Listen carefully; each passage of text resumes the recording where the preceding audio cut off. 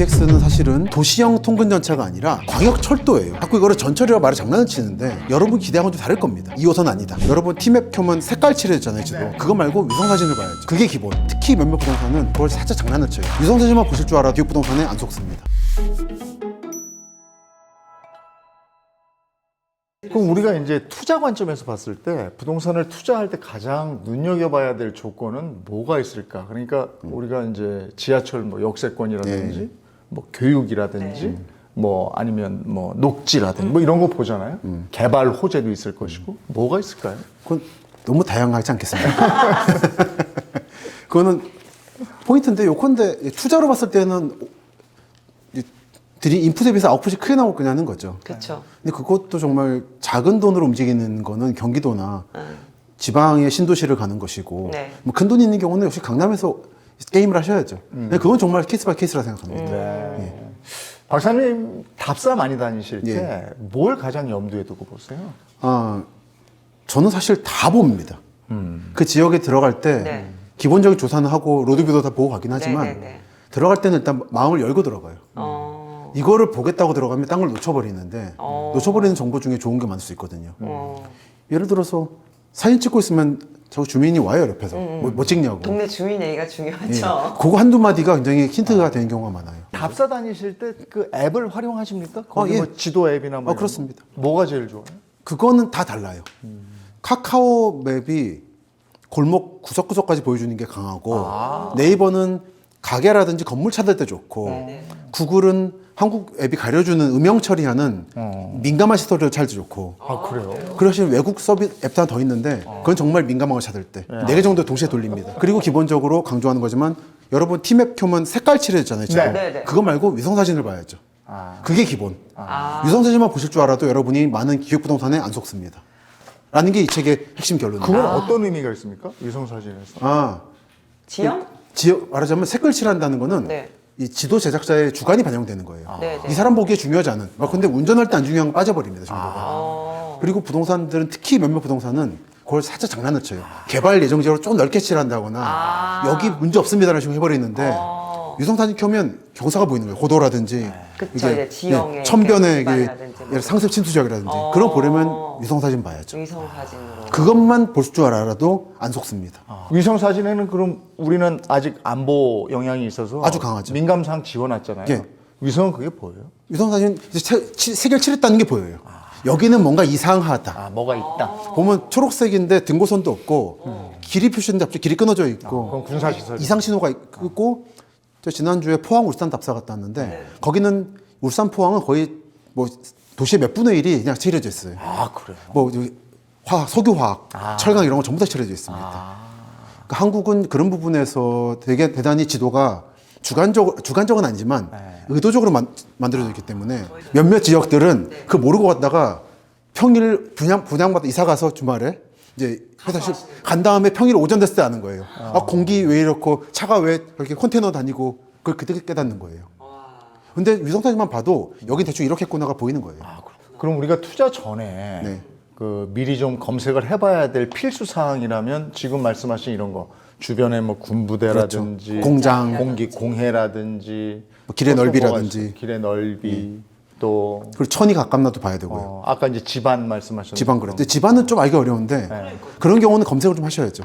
요즘에 검색 기능이 발달해서 그리고 기반함 같은 조사를 많이 합니다. 연구기관들이. 요즘 우리가 뭘 투자하거나 집을 구하거나 할 때 무슨 세권, 역세권 대표적으로 그렇습니다. 뭐 교육 뭐 하나 학세권이 슬세권 뭐 이런 숲세권. 뭘 가장 봐야 그게 좋은 동네일까요? 그러니까 역세권이라는 말은 일단 너무 장난치기 좋아서 최근에 일산 신도시 고향에 있는 그리고 파주에 있는 운정 신도시 맞아요. 그쪽에 최근 호재는 KTX 운정역 아니 GTX 운정역 아니겠습니까? 맞아요. 근데 아무리 봐도 제 걸음 빠른 편인데 제 걸음으로 봐도 15분 넘는 데인데 운정역 역세권이라고 주장을 하시더라고요. 근데 그게 법적으로 아슬아슬하게 피해가는 거죠. 파주 땅이 좀 걸쳐 있거든요. 그리고 그 예정지에서 공원으로 15분이냐 그 사이에 공장과 하치장이 있냐 다른 거잖아요. 그렇죠. 근데 안타깝게도 거기는 좀 약간 공원은 아니더라고요. 아니 그래서 지금 이렇게 차가 밀리고 이러니까 네. 오히려 더 역세권이 각광받는 거예요. 맞습니다. 뉴욕 같은 데가 사실은 차를 안 몰잖아요. 그게 맞는 방향인 거죠. 근데 정말 편하더라고요. 저도 이제 차 두고 지하철을 타봤거든요. 약속 시간에 항상 차를 타고 가면 늦거든요. 늦습니다. 근데 지하철은 딱 정확하게 떨어지니까 정시성이 있죠. 너무 좋더라고요. 그러니까 그래서 이게 도시의 승리, 에드워드 글레이저가 말했지만 대도시일수록 차를 안 몰고 다니고 네. 밀집해 사니까 직주 근접이 가능해지고 그래서 친환경적이라는 거고 맞아, 그 지하철을 깔아주면 되는 거죠. 네, 맞아요. 그래서 GTX 개발 호재가 있는 데가 그렇게 오르는 거 아니에요? 있는데 GTX는 사실은 이게 비유를 드리면 서울 지하철이 2호선이 아닙니다. 그치. 한 2개 내려가면 플랫폼 나오고 2, 3분 하듯이 오는 열차가 아니라는 거를 여러분들이 알아주시면 좋겠는데 도시형 통근 전차가 아니라 네. 철도입니다. 경부선 같은 거예요. 광역 철도예요. 자꾸 이거를 전철이라고 말을 장난을 치는데 네. 여러분 기대하고는 좀 다를 겁니다. 물론 없던 지역에 음영 지역에 채워주는 영향은 강해요, 확실히. 하지만 2호선 아니다. 근데 GTS가 조금 더 활성화될 수 있다면 저희 서울 인구들이 좀 경기도권으로 다 이렇게 빠질 수는 있진 않을까요? 물론 그렇습니다. 근데 지금 예를 들어 GTX AC 는 이미 수많은 광역버스가 지나는 노선에 하나 더 추가하는 것 뿐이에요. 근데 저는 큰 영향 없을 거라고 봐요. 이게 띄엄띄엄 있거든요. 철도역이라서. 그렇죠. 예를 들어서 GTX를 탄다고 하면 제가 예를 들어서 평택 고덕에 산다고 합시다. 네.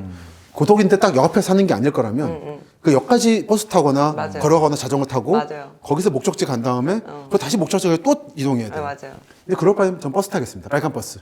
경기도 그래요. 집버스나 맞아요, 엠버스. 맞아요. 그게 훨씬 더 연결해줘요. 더 빨리 가죠. 포인트로. 네, 맞아요. 그러니까 그거는 GTX가 영향이 상대적으로 약할 거예요. 근데 아마 D나 B는 없던 지역을 가는 거라서 영향이 있는데 네. 그것들은 강남을 통과하지 않죠. 근데 우리가 이제 지금도 얘기하다 보니까 서울하고 수도권에 집중되잖아요. 네. 근데 지방 인구 소멸 얘기가 나온 지 한참 됐고 맞아요. 네. 지역으로의 인구 분산 얘기가 나온 지도 한참 됐는데 아직도 요원하단 말이죠. 그렇죠. 이건 되겠는가? 이런 생각은 한번 해보셨습니까? 저는 뭐 늘 지방 답사하면서 그걸 보고 있으니까요. 한 가지 말씀을 드리자면 지방 소멸은 어제 오늘의 일이 아닙니다. 네, 맞아요. 제일 대표적인 게 여러분들 딱 말씀드리면 아시겠지만 경상도라고 했을 때 두 도시 이름 딴 거거든요. 예, 경주하고 상주. 두 도시 좀 어떻습니까? 지금 그때는 대표적 도시였는데 네, 지금 소멸한 거예요. 예.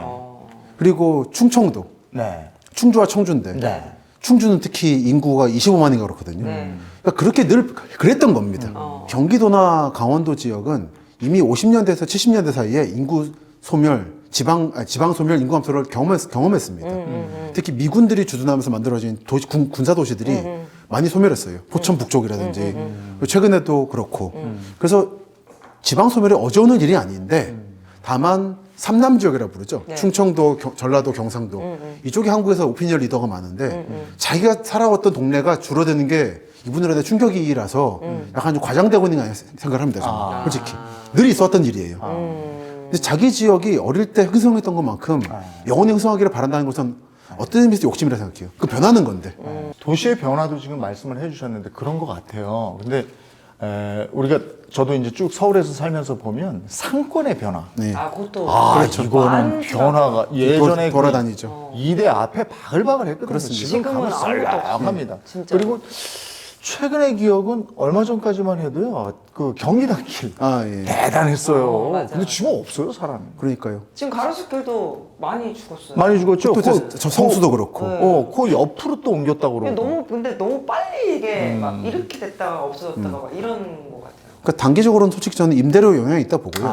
특히 경리단길은 그렇게까지 뜰 곳이 아니었는데 이제 몇몇 사람들의 노력을 떴던 것을 특히 건물주분들이 자기 지역을 너무 과대평가하셨다는 생각이 들어요. 젠트리피케이션 얘기 한참 예. 했었죠. 근데 그걸 부정하는 경작도 계신데 그건 저는 그렇게 생각하지 않습니다. 이건 임대료 문제가 있고 건물주들이나 토지주들이 너무 자기 지역을 과대평가한 게 있다. 그리고 가로수길도 그래요. 거기가 뜬 이유는 압구정이 너무 비싸지니까 옮겨온 거고 맞아요. 교통 안 좋은 곳이었거든요. 제가 예전 기억에는. 맞아요. 근데 이제는 너무 과다대표된 거죠. 도는 겁니다. 저는 일본 유학도 하고 원래 일본 연구를 하는 사람인데 그 한국의 서울의 지하철 2호선 순환선처럼 도쿄는 야마노테선이라는 똑같은 초록색이 있어요. 그 지난 100여 년간의 상권 조사를 보면 빙빙 돕니다. 그걸 따라서. 늘 순환하는 거예요. 사람은 새로운 걸 찾으니까. 지금은 아저씨들만 모이는 뭐 신밭이 이런 데가 반세기 전에는 핫한 곳이었어요. 그래서 지금 이대나 신촌이 죽은 대신에 홍대가 떴잖아요.